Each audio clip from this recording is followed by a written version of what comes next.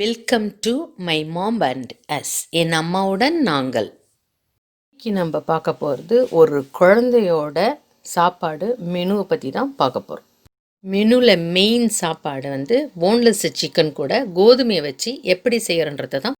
1.5 cup அளவு கோதுமை, கொஞ்சம் போன்லெஸ் சிக்கனு, ஒரு 2 தக்காளி பொடியாக நறுக்குனது, இஞ்சி பூண்டு பேஸ்ட்டு அல்லது பொடியாக நறுக்குனது, தேவைக்கேற்ப உப்பு, கொஞ்சம் மிளகுத்தூள், கொஞ்சம் கரம் மசாலா தூள், கொஞ்சம் கப்சிகம் பச்சை கலர்.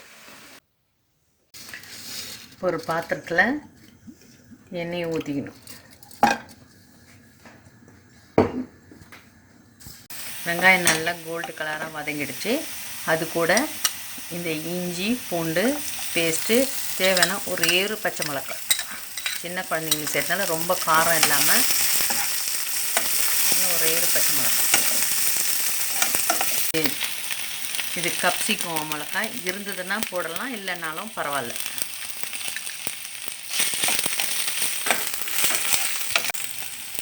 அதுக்கு அடுத்தது 2 தக்காளி நல்லா பொடியாக நறுக்கி வச்சுது, அதையும் போட்டுக்கணும்.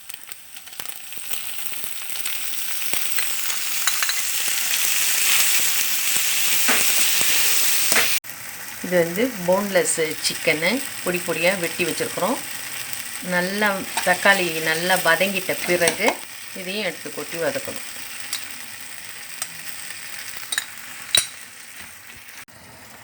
தேவைக்கேற்ப உப்பு போடணும்.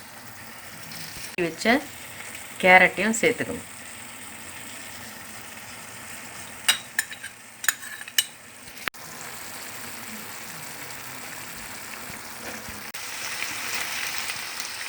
கொஞ்சம் கரம் மசாலா தூள்,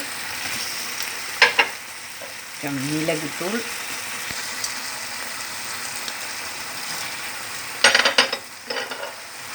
இந்த கப்சிகம் பச்சை கலர் குடமிளகாய், இதெல்லாம் ஆப்ஷனல், வேணும்னா சேர்த்துக்கோங்க.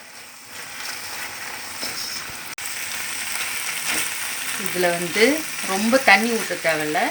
இந்த போன்லெஸ் சிக்கனையும் இந்த தக்காளி பழத்தில் இருக்கிற தண்ணியிலே இது நல்லா வதக்கினாலே வெந்துடும். இந்த கேரட்டு எல்லாம் பொடி பொடியாக வெட்டி போட்டதுனால நல்லா வெந்துடும். நல்லா வதக்கினாலே போதும். இப்போ இதிலே வேணும்னா கொஞ்சமாக தண்ணி ஊற்றி வதக்கிக்கலாம். மற்றபடி இதில் இந்த போன்லெஸ் சிக்கன் எல்லாமே நல்லா வதங்கி வெந்துடுச்சு. இப்போ இதை இறக்கி வச்சுக்கணும்.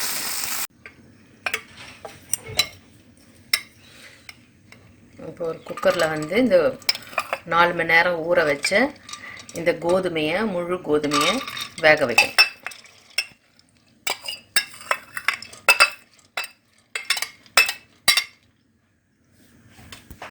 இதில் கொஞ்சமாக எண்ணெய், உப்பு,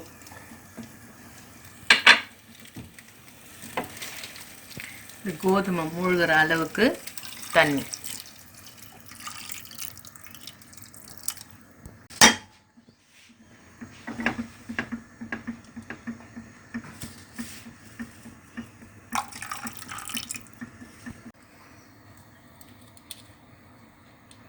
இது குக்கரில் போட்டு விசில் போட்டு வச்சாச்சு.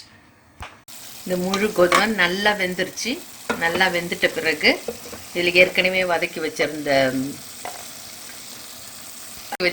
இந்த கோழி எல்லாம் கலந்து வச்சதை இதில் சேர்த்து நல்லா கலக்கணும். இப்போ இதில் கொட்டி நல்லா கலந்து எடுக்கணும்.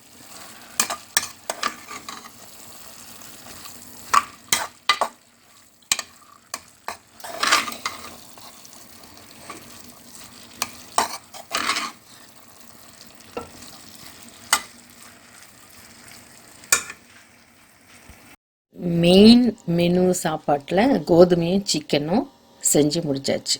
அடுத்து நம்ம பார்க்க போகிறது கேரட்டு ஸ்டார்டராக பார்க்க போகிறோம்.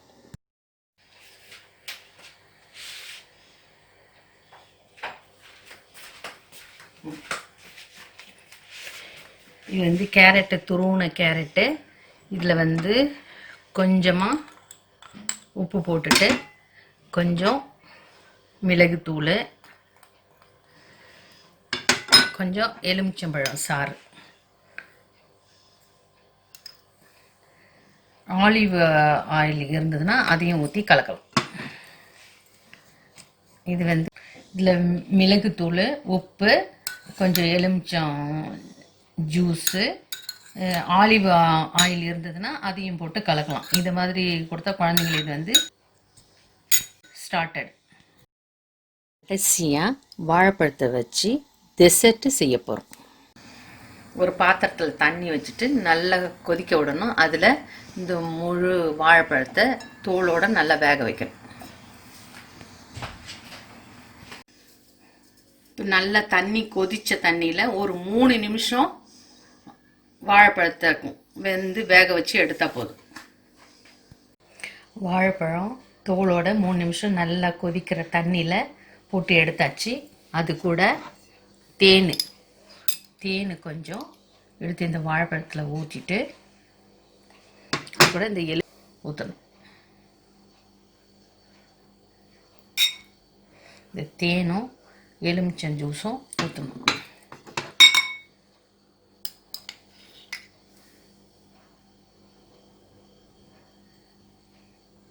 இதுதான் உங்களுக்கு டெசர்ட்.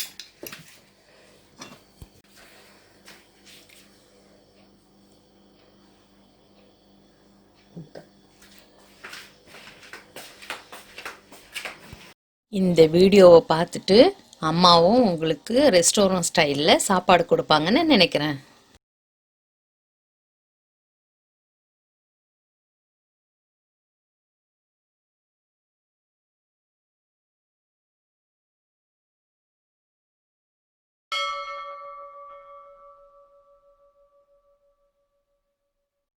இந்த வீடியோ உங்களுக்கு பிடிச்சிருந்ததுன்னா லைக் பண்ணுங்கள், ஷேர் பண்ணுங்கள், சப்ஸ்கிரைப் பண்ணுங்கள். நன்றி.